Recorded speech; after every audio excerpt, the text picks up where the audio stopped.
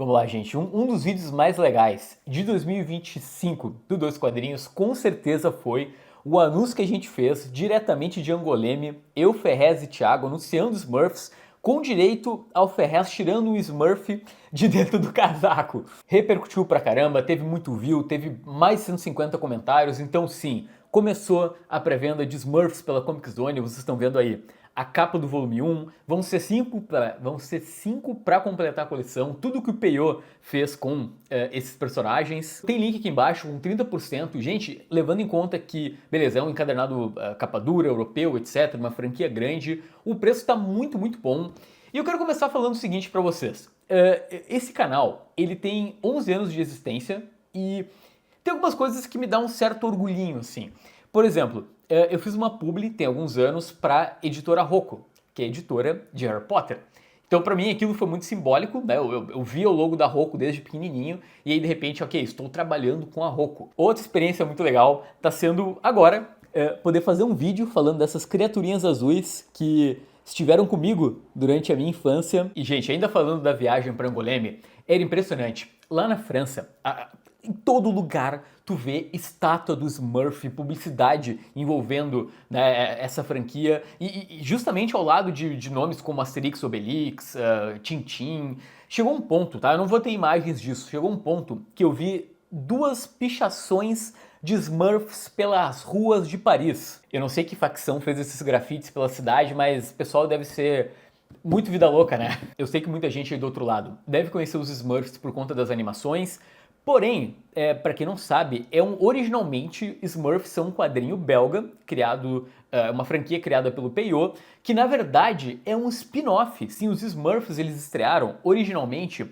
no quadrinho Johan e Pirlu, eu espero ter falado corretamente, em 1958, para depois em 59 ter lá o seu gibi próprio. E gente, antes que eu esqueça, deixa eu falar o seguinte, eu já li o primeiro volume da Comic Zone, né, como eu falei, tem 192 páginas, e gente, tá muito rico, assim, tem coisas que eu vou falar aqui, por exemplo, toda uma polêmica envolvendo os Smurfs, né, que vocês devem ter visto no título do vídeo.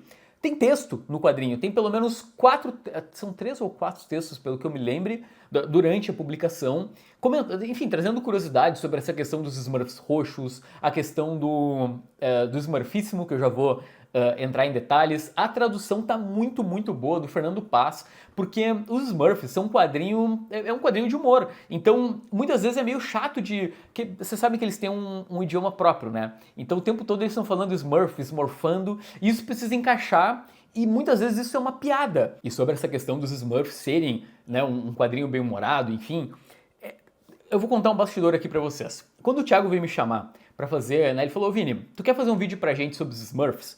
Eu fiquei meio assim no sentido de que, beleza, gente, é um quadrinho belga dos anos 50. Eu fiquei meio, tá, será que vai ser legal? Daqui a pouco vai ser um gibi meio maçante.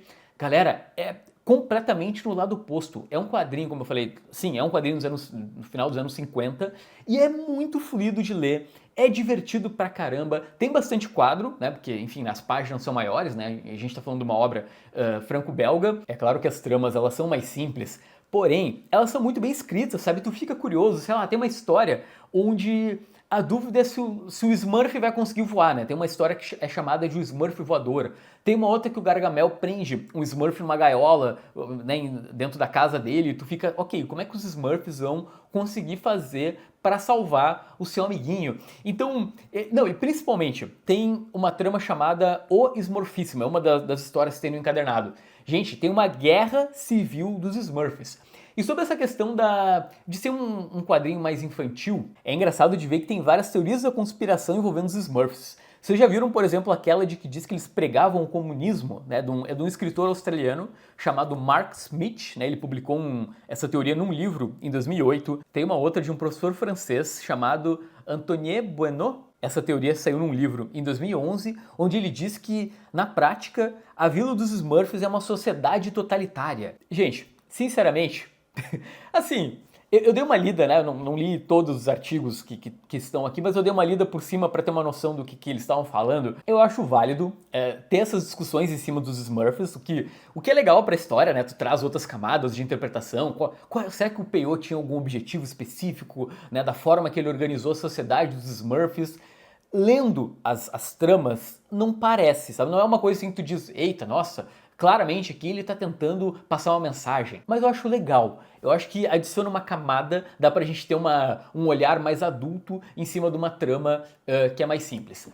E eu quero falar logo nesse vídeo daquela que é considerada a melhor história dos Smurfs, que é o Smurfíssimo. Gente, é muito, muito legal. Num certo dia, o papai Smurf, ele resolve se afastar da vila, então ele fica uns dias fora, e nesse meio tempo, os Smurfs restantes, eles precisam se organizar para descobrir quem é o novo líder, né? Quem vai dar as ordens lá na vila. Nisso começa uma corrida eleitoral e a trama vai se desenvolvendo, onde começa a ter uma discussão nas entrelinhas sobre política, sobre poder, como o poder corrompe. Corta para um momento onde tem uma guerra civil. Gente, tem uma briga entre Smurfs no meio da cidade. Mas é importante dizer que, mesmo tendo um conteúdo mais político, né, nessa trama, ela não entra na linha de raciocínio das teorias que eu comentei antes. É algo muito mais universal sobre política, sobre poder. Então, né, enfim, não é uma tentativa ideológica do autor. Mas ainda falando sobre o encadernado da Comic Zone, além do Smurfíssimo, tem os Smurfs roxos, o Smurf voador, o ladrão de Smurfs, Smurfonia em Dó. E para terminar tem a Flauta dos Seis Smurfs, né? A edição ela termina as edições da franquia e vai para aquela história que eu comentei, né? Que é onde os Smurfs foram criados originalmente. Em resumo, gente, eu fui positivamente surpreendido pelos Smurfs, eu não esperava, e no fim eu dei risada. As piadas, o humor é muito sutil, assim, ele tá nas entrelinhas. Tem uma parte que eu não posso falar para não estragar, mas na trama do Smurf voador, tem uma parte que um Smurf ele começa a roubar coisas da vila. E tem um Smurf que ele passa o tempo todo atrás de uma galinha. E aí, tipo, cara, tá acontecendo alguma confusão na história assim, e aí do nada tem um balão no cantinho assim, ei, cadê minha galinha?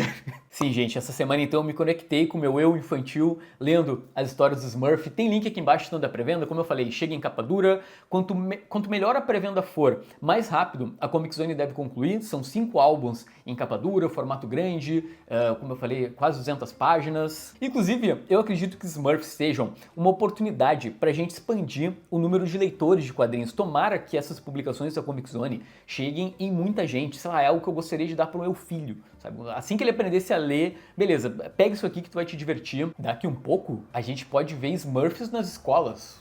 Não sei, não sei. Muito obrigado por clicar no link aqui embaixo e até o próximo vídeo, tá? Tchau, tchau.